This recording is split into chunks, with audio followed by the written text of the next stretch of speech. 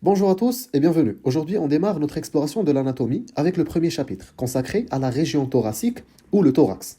Que vous soyez étudiant en médecine ou simplement curieux, on va voir ensemble les bases essentielles de cette région clé du corps humain.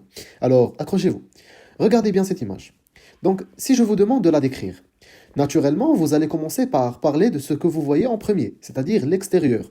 Vous allez me dire si la bouteille est en verre ou en plastique, si elle est grande ou petite, si elle a une étiquette, une couleur, un bouchon, etc. Ce n'est qu'après cela que vous allez vous intéresser à ce qu'il y a à l'intérieur. L'eau, sa couleur, sa transparence, ou dans ce cas, son aspect qui est un peu trouble. Donc, avant d'analyser le contenu, on décrit d'abord le contenant. C'est exactement la même logique en anatomie. Lorsqu'on étudie une région du corps, quelle que soit la région, on la divise généralement en deux parties. La première concerne les éléments externes, c'est-à-dire ceux qui se trouvent à l'extérieur et qui protègent la région, comme une sorte de forteresse ou bien un coffre naturel. Prenons l'exemple du cœur. C'est un organe vital et essentiel pour notre corps, mais il est relativement fragile. Si on le touche directement, il peut être endommagé.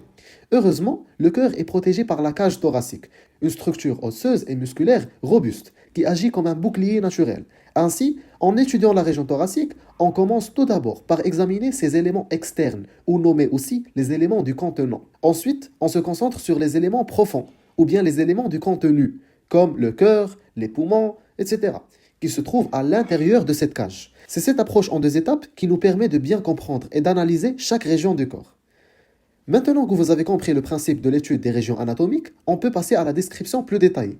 Prenons l'exemple de la beauté que nous avons vu plus tôt, où l'on a décrit son extérieur avant de parler de l'eau à l'intérieur. De la même manière, lorsqu'on va parler de la région thoracique, on va commencer par l'extérieur.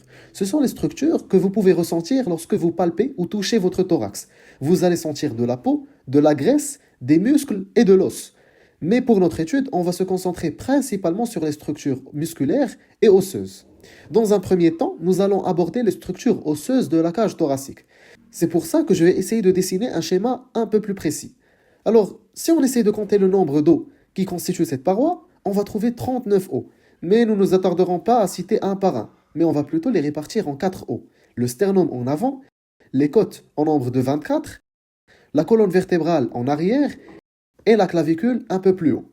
Voilà, donc cette vidéo était juste une introduction du premier chapitre de l'anatomie et aussi vous avez compris un peu le principe de l'étude anatomique des régions du corps humain. Donc, si vous n'avez pas compris quelque chose, je vous conseille de répéter la vidéo plusieurs fois. Je m'excuse si j'ai un peu accéléré, mais de toute façon, on va étudier os par os dans les prochaines vidéos, Inch'Allah, et je vous souhaite une très bonne chance.